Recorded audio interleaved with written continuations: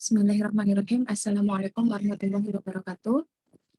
Selamat pagi teman-teman semua. Semoga selalu dalam keadaan sehat, tanpa kurang suatu apa.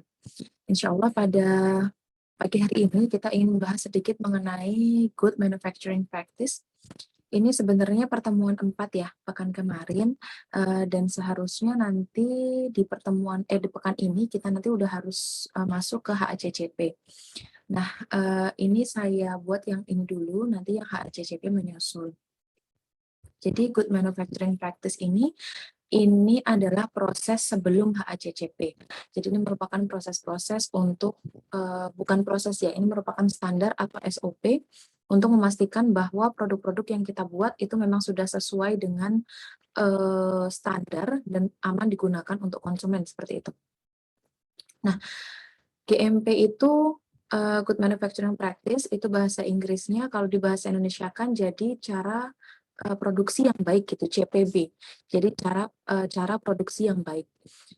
GMP maupun CPB, GMP itu internasional ya, kalau CPB di nasionalnya, itu semuanya punya branch. Jadi tergantung pada produk apa yang mau kita buat gitu.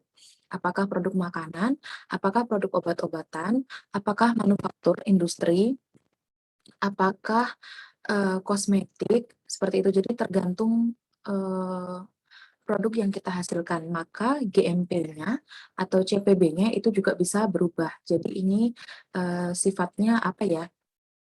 Ini sifatnya fleksibel gitu, artinya kalau GMP yang kita pelajari nanti ini sudah untuk makanan ya, tapi kalau teman-teman membuka guideline itu mungkin akan membingungkan, karena akan ada banyak sekali GMP gitu, jadi teman-teman mungkin perlu lebih spesifik gitu, apa yang mau kalian cari, apakah mau mencari GMP untuk makanan olahan, apakah mau mencari GMP untuk obat-obatan, apakah mau mencari GMP untuk kosmetik, dan seterusnya.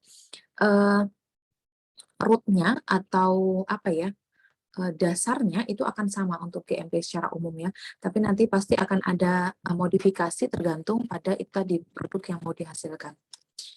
Nah, contohnya ini ya. Loh, sebentar. Contohnya, sebentar.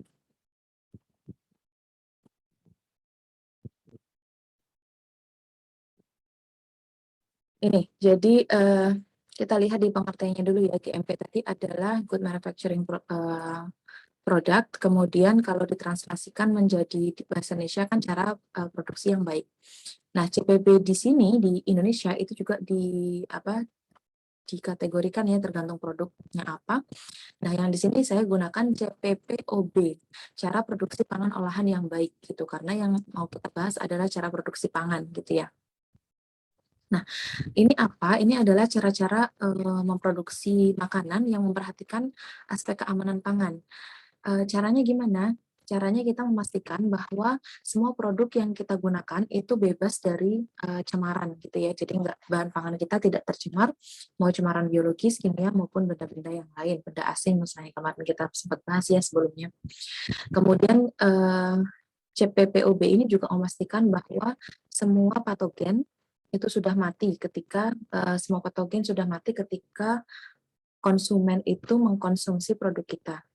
Kemudian ini juga untuk mengendalikan proses produksi dan juga penerapannya merupakan proses proses dasar untuk menerapkan HACCP di prosedur selanjutnya seperti itu. Nah, tujuannya apa kita menerapkan GMP? Kenapa gitu kita harus menerapkan GMP? Sebenarnya kalau GMP ini udah saya bahasin juga sih. Jadi kalau yang namanya keamanan pangan ya teman-teman, prosedur keamanan pangan itu seharusnya nggak membedakan antara industri skala besar dan industri skala kecil atau menengah, harusnya nggak kayak gitu. Harusnya semua bisa menerapkan GMP. Meskipun mungkin akan ada di level yang berbeda ya, misalnya antara kita membayangkan industri rumah tangga atau industri rumahan gitu, kita bandingkan dengan Wings Food misalnya atau Mayora misalnya, tentu akan berbeda. Tapi paling tidak seharusnya mereka punya sedikit punya cara untuk melakukan quality control. Nggak harus sama persis kayak GMP, enggak, tapi seharusnya semua skala itu punya itu. Tapi yang kita dapati sekarang kan enggak ya.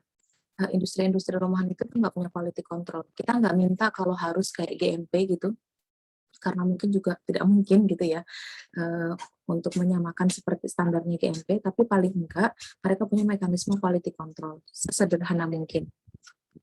Nah, tujuannya apa sih? Kenapa kita harus melakukan apa namanya GMP atau Good Manufacturing Product? Itu yang pertama adalah kita pengen menghasilkan bahan pangan olahan yang bermutu, tentu ya, dan aman untuk dikonsumsi. Kemudian kita juga mendorong industri pengolahan pangan itu supaya bisa tanggung jawab, gitu. Karena GMP ini memang tujuan itu apa ya? Untuk pertanggungjawaban produsen terhadap konsumennya kayak itu, karena nanti di akhir GMP, di akhir apa elemen GMP, jadi GMP ini nanti kan ada elemen-elemennya, itu ada yang namanya proses audit. Jadi memang dilakukan audit apakah produksi pangan ini sudah sesuai dengan prosedur GMP seperti itu. Jadi harapannya itu tadi produsen-produsen pangan atau industri pengolahan pangan itu bisa bertanggung jawab terhadap produksi pangan yang mereka hasilkan seperti itu.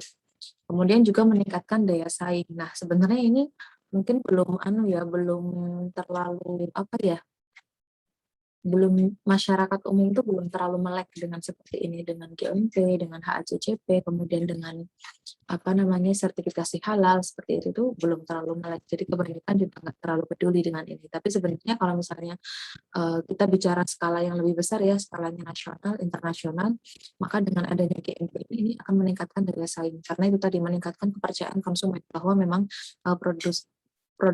hasil produksi mereka ini memang sudah sesuai dengan SOP sehingga aman untuk dikonsumsi dan punya mutu yang tinggi kayak gitu. Kemudian selain itu juga meningkatkan produktivitas dan efisiensi industri pengolahan pangan itu sendiri. Nah, ini adalah ruang lingkup pedoman CPPOB. Jadi ini yang apa cara produksi pangan olahan ya yang baik. Jadi ini untuk pangan olahan. Ini ada 18 elemen. Teman-teman bisa baca sendiri 18 elemen ini ada apa. Tapi kalau apa namanya rootnya, jadi secara umum CPB apapun atau GMP apapun itu harus memenuhi 10 syarat ini. Jadi ada yang prosedur tertulis, itu yang pertama. Jadi harus ada prosedur tertulis di mana ini menerapkan semua SOP yang harus dilakukan pada industri tersebut. Itu kemudian yang kedua adalah following procedures atau mengikuti pedoman tertulis itu. Jadi kan percuma ya kita bikin regulasi atau panduan tertulis kalau nggak diikuti. Jadi perusahaan itu harus memastikan bahwa panduan tertulis itu akan diikuti gitu. Jadi akan dipraktikkan gitu ibaratnya ya. Kemudian ada lagi dokumentasi. Jadi semua kegiatan produksi itu harus ada dokumentasinya. Foto, video, apapun harus ada dokumentasinya. Rekap seperti itu ya. Untuk apa? Untuk memudahkan nanti kalau ada audit. Jadi ketika di audit itu mereka punya data seperti itu. Kemudian nanti ada validasi ya. Jadi validasi itu berarti memastikan bahwa semua alat yang mereka gunakan untuk memproduksi pangan itu berfungsi dengan baik. Gitu. Jadi nggak ada cacat dan terpelihara dengan baik, berfungsi dengan baik. Kemudian yang kelima itu ada facilities and equipment. Jadi facilities and equipment ini berarti ngecek gitu bahwa mereka punya alat-alat yang lengkap dan mencukupi, yaitu jadi memadai gitu ya, fasilitas dan peralatan mereka memadai untuk menghasilkan produk yang akan mereka buat kayak gitu.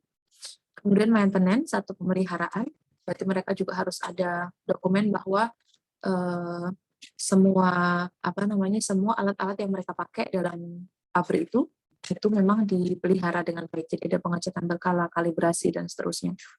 Kemudian job competence, jadi mereka memastikan bahwa SDM yang bekerja di pabrik itu yang mengoperasikan alat-alat, yang mengoperasikan per tiap langkah gitu ya, tiap langkah dari proses produksi itu memang sesuai kompetensinya, jadi sesuai ahlinya seperti itu.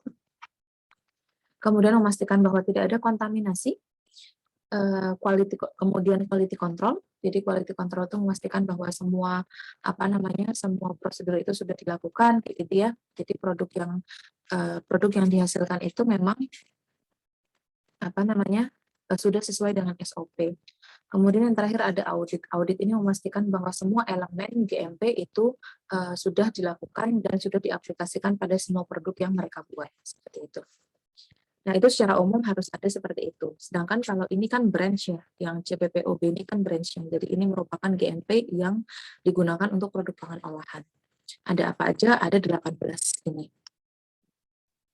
Kemudian kita lihat yang dari pertama dulu ada lokasi ya. Lokasi ini berarti digunakan untuk menetapkan apa ya, letak pabrik atau tempat produksi itu supaya terhindar dari lokasi pencemaran, tempat pembuangan sampah, limbah. Kemudian memastikan bahwa lokasinya itu tidak berdebu. Makanya kita sering lihat kalau pabrik-pabrik itu biasanya kayak ngumpet gitu ya, teman-teman, nggak di pinggir jalan besar. Kemudian mereka punya waste system, jadi ada sistem untuk pembuangan limbah yang apa namanya di luar area produksi. Kemudian pemeliharaan tumbuh-tumbuhan, saluran air juga tidak tergenang. Terus apa namanya? Kalau misalnya memang lokasinya itu ada di daerah rawan banjir, maka mereka harus punya plan. Gimana kalau seandainya daerah itu ternyata nanti kebanjiran? Itu jadi ada penanganannya seperti itu. Terus nggak boleh ada binatang sama sekali di seluruh area apa namanya area bangunan pabrik itu. Kenapa? Karena binatang ini kita tahu kan zoonosis ya. Dan kalau kita apa namanya ini merupakan pabrik yang mengolah bahan pangan, maka ini menjadi sumber apa ya, potensi bahaya seperti itu. Nah, kemudian itu dari lokasinya ya. Terus kalau dari bangunannya, maka di bangunan ini harus dipastikan bahwa sesuai dengan perencanaan yang memenuhi persyaratan teknik dan higien. Jadi ini kayak kalau kita mau bikin lab gitu ya, kita punya layout kayak gitu. Nah, mereka juga punya layout. Nah, mereka ini pabrik apa? Kerjanya di pabrik apa? Kalau misalnya mereka di pabrik apa namanya? Mereka ini memproduksi produk bahan pangan olahan, berarti ya layoutnya harus sesuai dengan produk yang mereka hasilkan.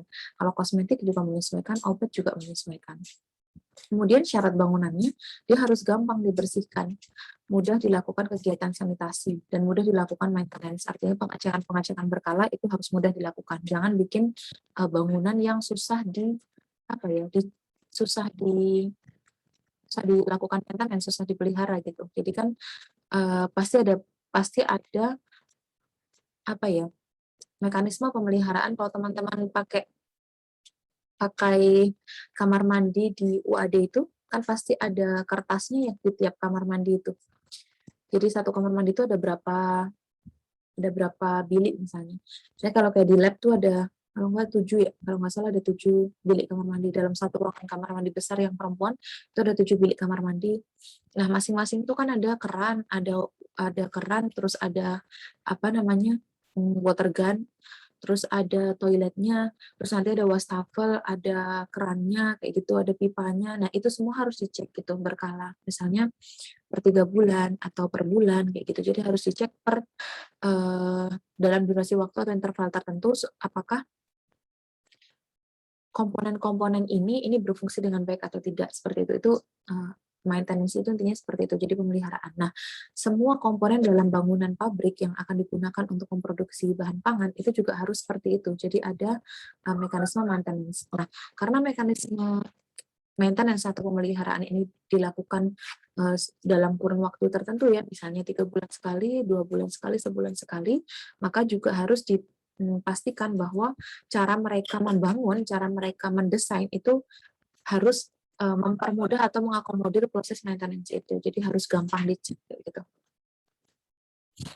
Ini harus memperhatikan bahwa lantai, dinding, atap dan rangkanya, terus pintu, jendela dan utility lainnya itu harus ini tadi mudah dibersihkan, mudah dilakukan kegiatan sanitasi dan mudah dipelihara. Kemudian ini soal lantainya. Nah, kalau lantai itu permukaannya harus rata. Ini sebenarnya logis banget ya teman-teman. Kenapa harus rata? Karena mereka akan menggunakan troli, menggunakan apa namanya alat-alat bantu untuk memindahkan seperti ini dari satu tempat ke tempat yang lain, dari satu proses produksi ke produksi yang lain. Misalnya dari apa namanya pengolahan bahan mentahnya. Misalnya kita bikin apa ya? Misalnya pabrik ini tuh bikin saus tomat misalnya, berarti kan ada bahan pangan mentahnya itu tomat-tomat segar kayak gitu ya. Nah, itu misalnya dicuci dulu. Nah, kemudian dari dicuci, terus dibersihkan, terus di apa namanya sudah cuci, sudah bersih, mereka harus pindah tempat misalnya. Pindah tempat ke area yang mesinnya itu digunakan untuk apa namanya, mengiris-iris atau blender atau menghancurkan kayak gitu. Nah, mungkin kalau skala apa namanya, skala pabriknya itu tidak terlalu besar, mereka belum punya sistem yang apa saling berintegrasi satu sama lain gitu. Jadi masih diperlukan manpower atau masih diperlukan pekerja gitu ya untuk memindahkan bahan tadi dari satu pos ke pos yang lain kayak gitu. Nah, mereka akan menggunakan kereta dorong. Jadi lantainya kudu rata. Kalau nggak rata, kan ada potensi itu tadi dengan jam yang sibuk seperti itu ya, akan ada potensi mereka jatuh keretanya atau seperti apa kayak gitu, jadinya bahan pangannya akan tumpah kayak gitu. Jadi itu kerugian ya kalau seperti itu secara ekonomi. Terus tahan air, nggak licin, habis itu mereka nggak punya retakan, ini nggak boleh ada retakan, nggak boleh ada lubang, terus mudah dibersihkan. Kemudian ini apa namanya, ujung-ujung ini teman-teman bisa lihat ya, ujung-ujung yang ada tiang-tiangnya beton kayak gini nanti dibuat kurbing itu berarti ya bentuknya enggak apa ya, bentuknya enggak sudut gitu loh. Kenapa tidak sudut? Supaya gampang dibersihkan. Kalau ada sudutnya, siku-siku kayak gitu ya, itu biasanya nanti akan ada kotoran yang tertinggal di pojokan kayak gitu, jadi susah ngambilnya. Tapi kalau dia membentuknya apa namanya, kurva gitu ya, jadi apa ya, kurva tahu kan ya, jadi kayak setengah lingkaran kayak gitu, itu akan lebih mudah dibersihkan seperti itu. Kemudian kalau memang areanya itu adalah area basah, maka lantainya itu harus dimiringkan gitu ya, supaya airnya bisa lebih mudah terbuang gitu. Kemudian kita lanjut ke dinding. Dinding itu harus ditutup rata dan ditutup dengan apa namanya, permukaan bersih dan mudah dibersihkan gitu ya. Terus kita menghindari dinding itu dibuat dari kayu, karena kalau kayu berarti ada potensi dimakan rayap. Kemudian warnanya cerah dan tidak ada retakan. Kenapa warnanya cerah? Supaya bisa gampang dicek itu kelihatan. Kalau misalnya ada kerusakan, ada apa namanya, ada yang pecah, ada yang apa, bisa kelihatan dan bisa langsung diperbaiki. Kemudian barang-barang itu letaknya harus 50 cm dari dinding supaya dindingnya ini mudah dibersihkan. Nah, ini kita lihat di sini ya, pelanggaran ya, karena dia sampai nempel di dinding gitu. Terus tinggi dindingnya itu minimal 2 meter, kemudian antara dinding dengan lantai nggak siku tapi lengkung. Ini juga sama, bentuknya kurva tadi ya, nggak siku. Karena kalau siku, itu tadi susah mau ngebersihinnya. Terus ini atap dan rangka, ini apa namanya, desainnya ini harus menghindari adanya apa namanya, jamur gitu ya, pakai bahan yang nggak akan dijamurin.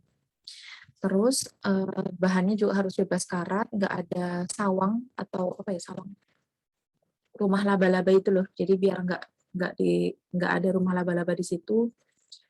Terus nggak bocor, nggak berlubang, tingginya minimal 3 meter. Kemudian kalau pintu dan jendela ini harus bisa tertutup rapat ya. Harus bisa tertutup rapat. Terus kalau misalnya perlu harus pakai automatic door closer. Jadi yang kayak di ruang prodi kayak gitu. Itu kan ada apa ya namanya, engsel otomatisnya itu yang di atas pintu itu, jadinya kalau pintunya dibuka nanti otomatis nutup sendiri kayak gitu, dan nutupnya juga rapat, itu kita pastikan. Terus bukaan arah pintu itu juga harus dipikirkan, bukaan arah pintu itu bukanya keluar nggak ke dalam, karena kalau buka ke dalam berarti dia akan bawa kotoran dari luar masuk. Terus pintu luarnya harus selalu tertutup, kemudian semua jendela tertutup, dipasang kawat jaring, biar serangga nggak masuk. Kemudian untuk area yang langsung berhubungan dengan produksi, ini dihindari bahan kaca atau gelas. Kenapa? Supaya menghindari tadi ada serpihan-serpihan kaca atau benda asing. Mana sudah kita bahas ya, ada kontaminasi benda asing. Nah, ini penutup pintu otomatis yang saya maksud tadi, jadi biasanya akan dikasih seperti ini, supaya kalau pintunya dibuka, nanti otomatis dia langsung menutup lagi. Gitu. Kemudian utility ya, ini utility-nya ada lampu-lampu, terus di tiap lampu ini harus ada proteksinya, jadi supaya misalnya lampunya pecah itu pecahannya itu bisa apa ya, bisa dikolek, bisa dikumpulkan dengan mudah gitu, jadi nggak akan mengkontaminasi produk-produk yang mereka buat. Kemudian semua air yang berhubungan dengan produk itu berarti harus layak minum, karena berarti airnya akan dikonsumsi ya. Terus pipa selang harus dipelihara dengan baik. AC juga harus diperiksa berkala, termasuk kondisi filter air pendingin dan ductingnya, supaya nggak karena kalau apa ya, AC itu kalau lama nggak dicek dia akan ngumpulin debu ya.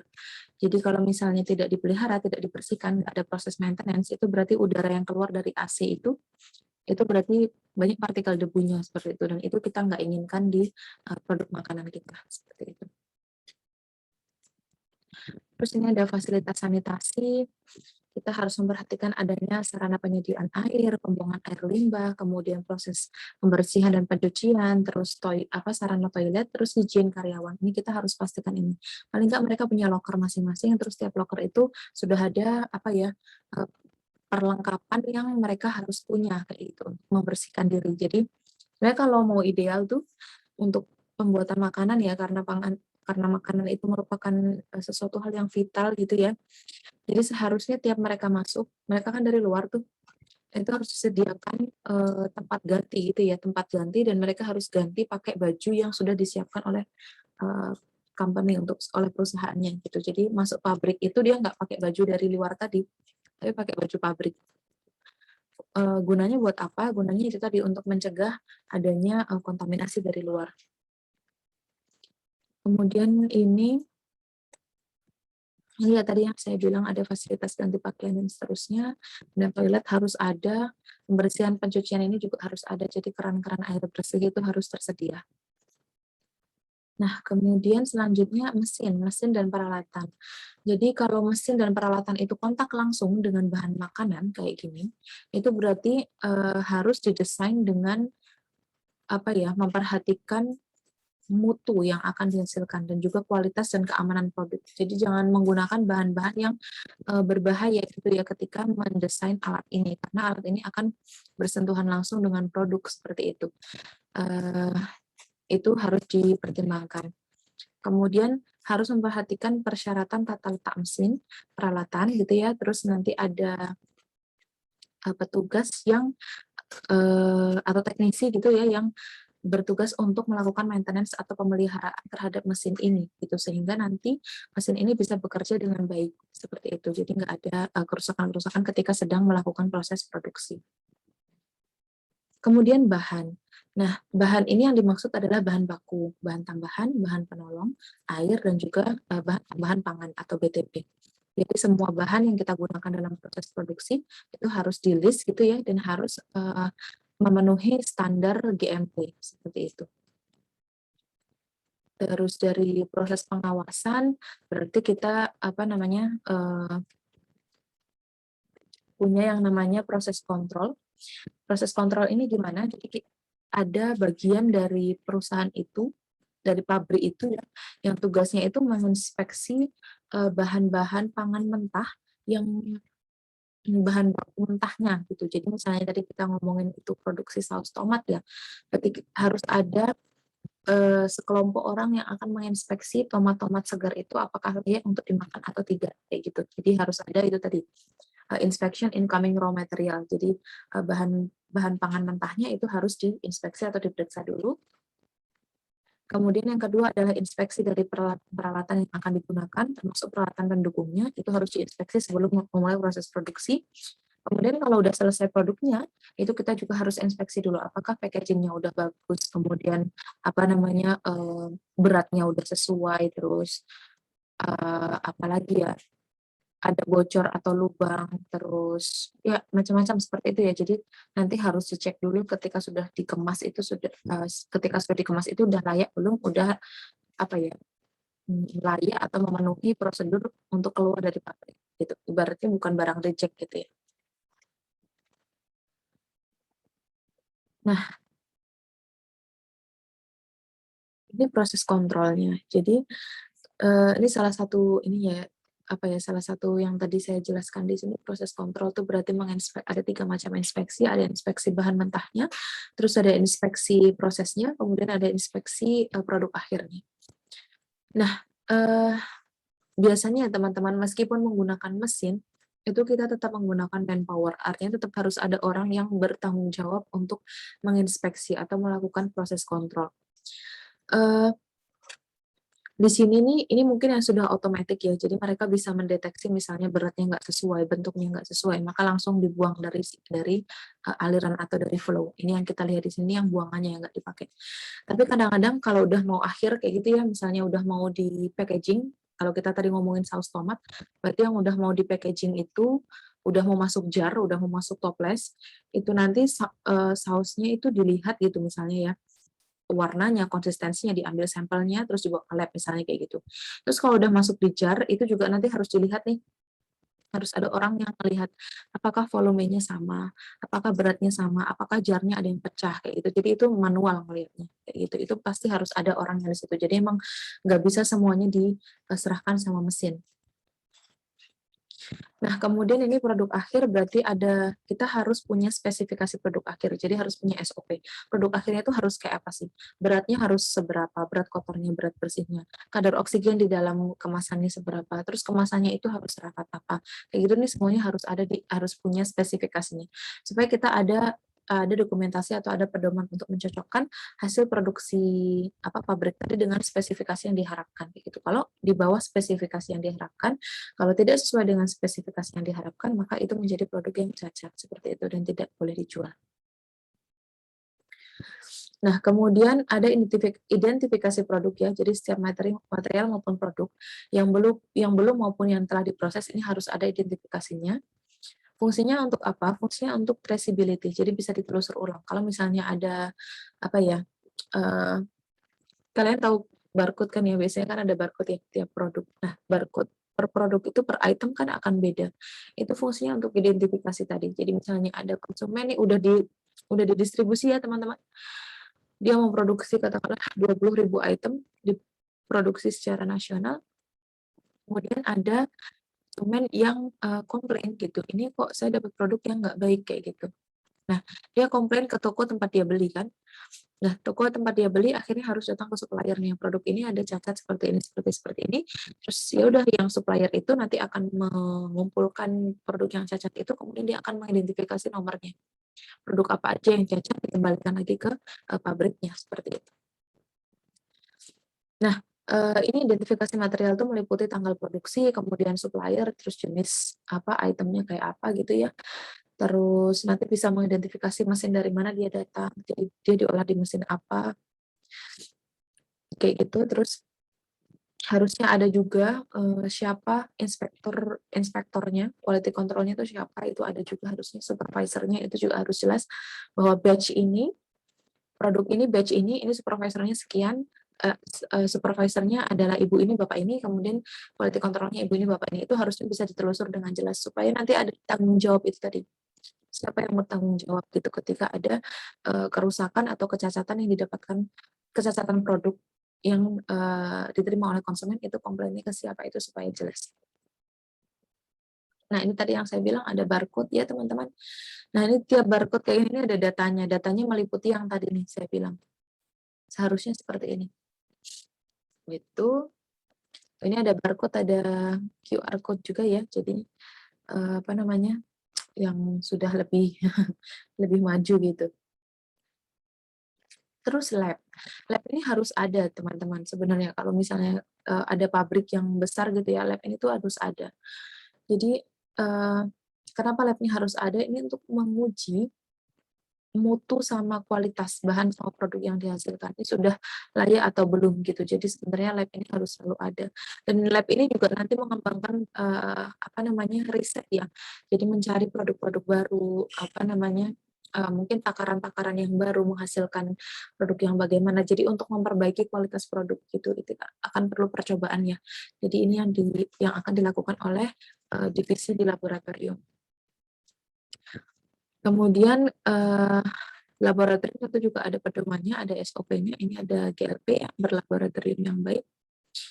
Kemudian yang misalnya ternyata pabriknya mungkin belum mampu untuk mengakomodasi lab, berarti lab ini tetap harus ada. Jadi dokumen ini tetap harus ada yang menyatakan bahwa produk mereka itu aman, mutunya baik, kualitasnya bagus. Dari mana? Ya mereka harus ke lab pemerintah atau ke lab swasta. Jadi ini nggak boleh di-skip meskipun mereka industri kecil yang belum punya lab.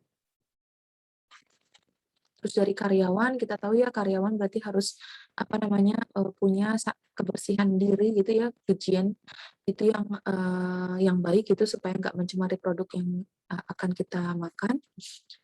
Kemudian ini kita juga harus memperhatikan APD-nya karyawan gitu. Berpakaian mereka ini harus kita atur, harus diatur oleh SOP. Misalnya harus pakai, head cap, jadi untuk menutupi rambut gitu ya. Dilalah ada yang punya jenggot banyak gitu, berarti head cap-nya pakai 2, yang di kepala sama yang di jenggotnya gitu. Masker, terus misalnya diperlukan goggle ya pakai goggle gitu. Jadi itu harus diperhatikan.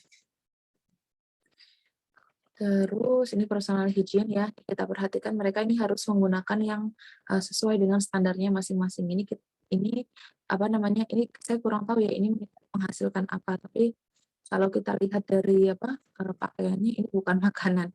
Nah kalau makanan dia pasti harus pakai sarung tangan itu, terus dia nggak boleh pakai pakaian kaos seperti ini. Yang kayak gini ini bisa makanan, bisa obat. Maaf, kayak gini ini bisa makanan, bisa obat. Itu. Terus dari syarat pengemasan, kemasannya harus memenuhi syarat ya, jadi yang aman gitu dan bisa mempertahankan mutu dan kualitas produknya. Kemudian persyaratan kemasannya harus diperhatikan, berarti kemasannya juga harus aman, jangan menggunakan kemasan yang berpotensi merusak atau berpotensi racun gitu dalam makanan gitu, dalam makanan yang akan dia bungkus gitu ya. Kalau misalnya menggunakan bahan yang berbahaya kan, padahal makanannya kita konsumsi seperti itu. Terus, pastikan ada label dan keterangan produk. Jadi,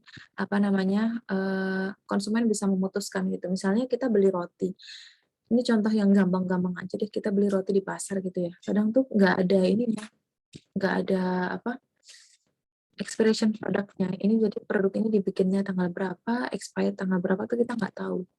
Nah, kalau saya dapat produk yang kayak gitu, saya nggak beli gitu, karena ini nggak jelas kapan, jangan-jangan roti udah 5 hari, 3 hari, dilalah aja belum berjamur gitu, tapi begitu sampai rumah, mau dimakan nanti sore, ternyata udah berjamur gitu. Nah, yang kayak gitu kan kita nggak mau ya. Jadinya, adanya label atau informasi ini memudahkan konsumen untuk mengambil keputusan itu tadi, saya mau beli atau enggak gitu.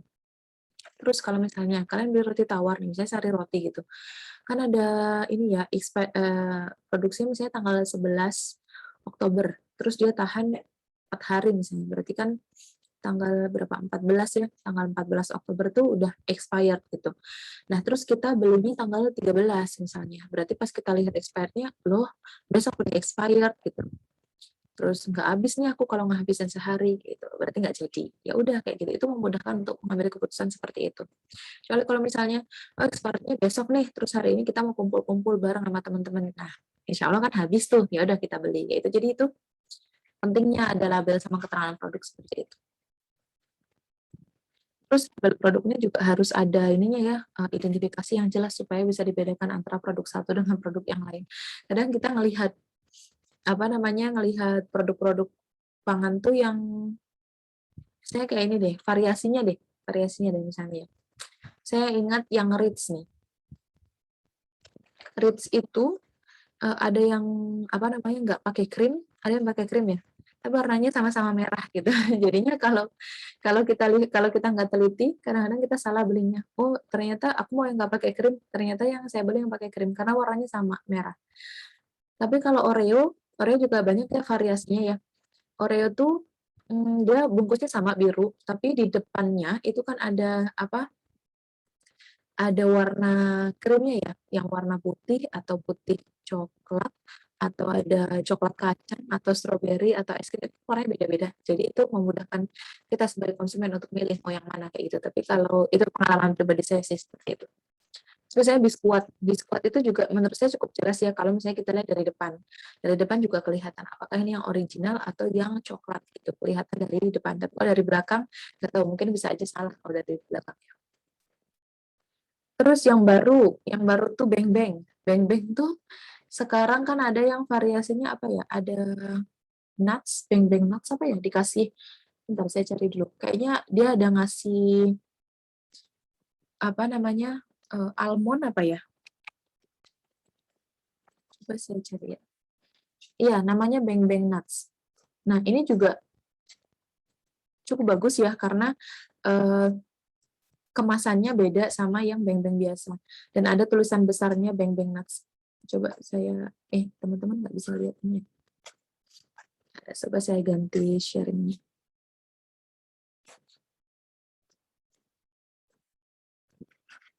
Nah, ini kelihatan ya teman-teman.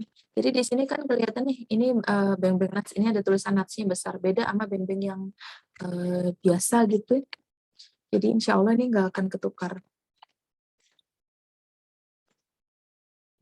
Nah, kelihatan ya beda ya. Jadinya ini nggak, insya Allah nggak akan ketukar yang seperti ini. Nah, seharusnya tiap produk itu ada labelnya jelas seperti itu teman-teman. Jadi memudahkan pembeli gitu ya untuk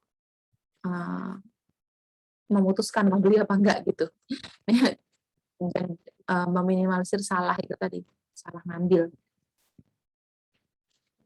Terus penyimpanan ini juga berarti harus ada pengaturannya ya, penyimpanan bahan dan produk akhir itu dilakukan dengan baik supaya apa? Supaya bahan pangan kita tetap aman dan juga mutunya nggak turun ketika proses penyimpanan menunggu untuk distribusi.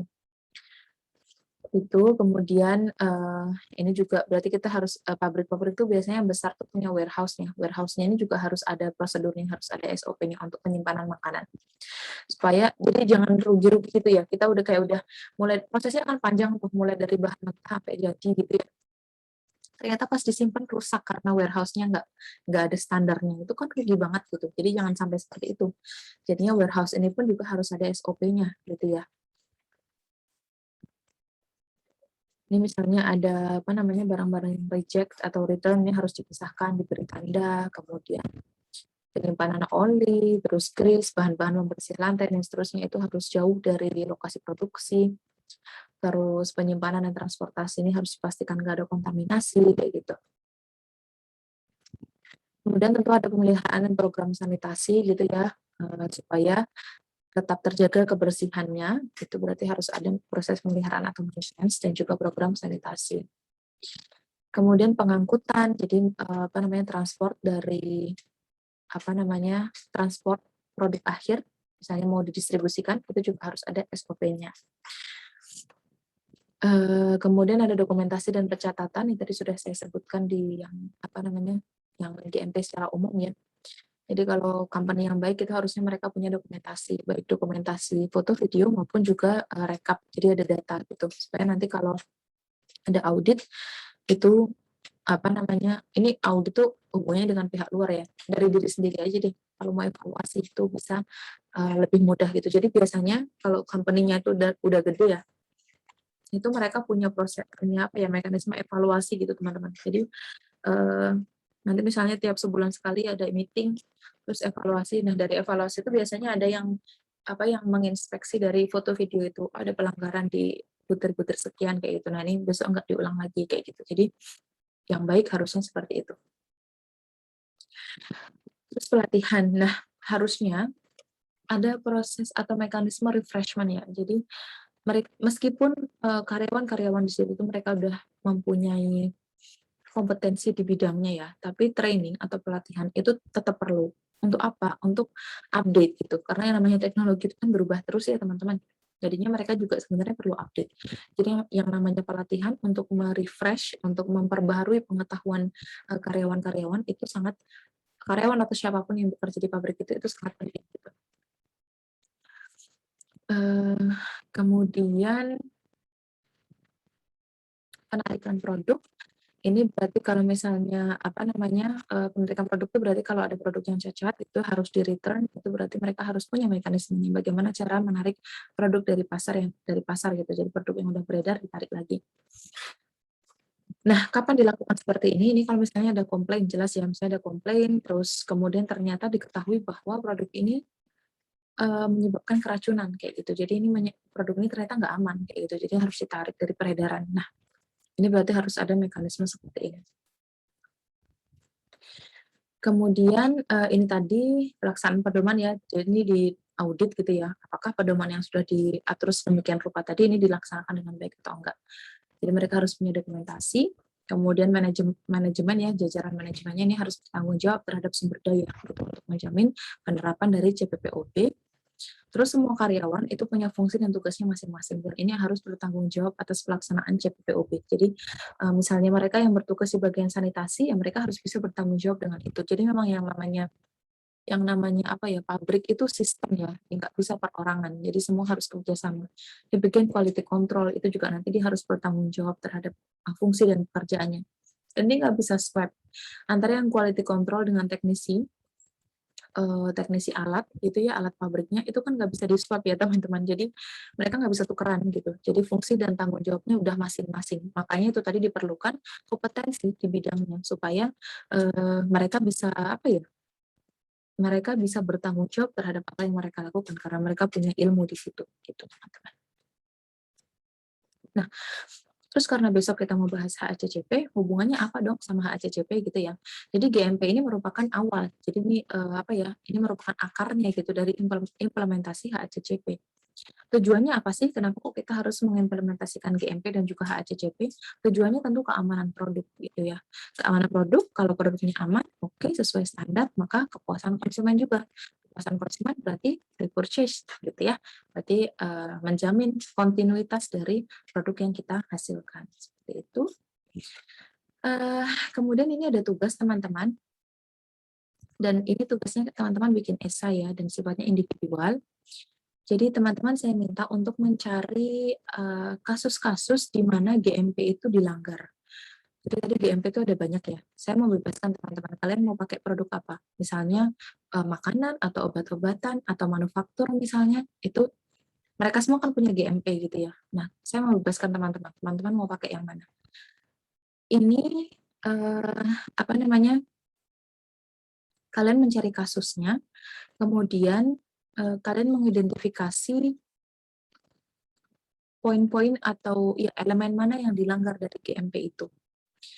Terus kasus ini boleh terjadi di Indonesia, boleh terjadi di negara lain ya, artinya secara global. Saya membebaskan teman-teman untuk itu juga. Nah, terus apa saja isi esainya? Esainya ini berisi background dari company-nya. Jadi perusahaan apa ini nama company-nya, kemudian field of business ini mereka di bidang apa, mereka running di bidang apa, base camp-nya di mana, headquarters-nya di mana, kemudian tahun berapa didirikan, dan seterusnya. Jadi informasi dasar mengenai perusahaannya itu ada di dalam esai. Kemudian silahkan teman-teman mengidentifikasi, karena tadi kasus ya, berarti kalau kasus berarti ada yang dilanggar. Nah, apa yang dilanggar oleh perusahaan tersebut? Poin-poin apa saja yang dilanggar dalam perusahaan tersebut? Kemudian terakhir, apa yang terjadi pada perusahaan tersebut? Apakah mereka hanya didenda, terus ditarik produknya dari peredaran? Apakah mereka di-ban, artinya ditutup gitu ya, karena mungkin sangat parah sekali dan mereka ngeyel, nggak mau memperbaiki, kayak gitu, sehingga mereka harus ditutup paksa, atau yang lainnya gitu. Jadi apa dampaknya terhadap perusahaan itu? Nah, esainya ditulis dalam bahasa Inggris, teman-teman, dan maksimal 3 halaman. Kemudian ini untuk memudahkan ya, jadi teman-teman bikin versi yang bahasa Indonesia dulu, monggo. Terus boleh pakai Google Translate, nggak masalah saya. Tapi teman-teman saya minta untuk melakukan rechecking sebelum submit. Jadi jangan sampai teman-teman ini sembarang aja nulis bahasa Indonesianya, terus dari Google Translate langsung ditulis di esai. Kalau sembarangan seperti itu, insya Allah saya akan tahu dan saya nggak akan terima esai yang seperti itu. Jadi harus dibaca lagi, dicek mana yang salah, diperbaiki. Itu deadline-nya pekan depan, teman-teman, tanggal 26 Oktober. Kemudian nanti linknya bisa diklik di sini ya, untuk mengumpulkan esainya. Format filenya, names, apa namanya, underscores, name. Jadi nama lengkap, terus ditulis NIM-nya. Nah, nama ini saya mohon teman-teman menulis dengan rapi ya. Jadi, gunakan huruf kecil saja, misalnya nama saya Sri Wijayanti Wulandari, S besar, RI kecil, spasi W besar, terus huruf kecil, habis itu spasi lagi Wulandari, W-nya besar. Nggak usah pakai kapital semua. Kapitalnya di mana diperlukan saja. Itu semoga bisa diterima teman-teman. Terima kasih. Saya tutup. Wabillahi taufiq wal hidayah. Wassalamualaikum warahmatullahi wabarakatuh.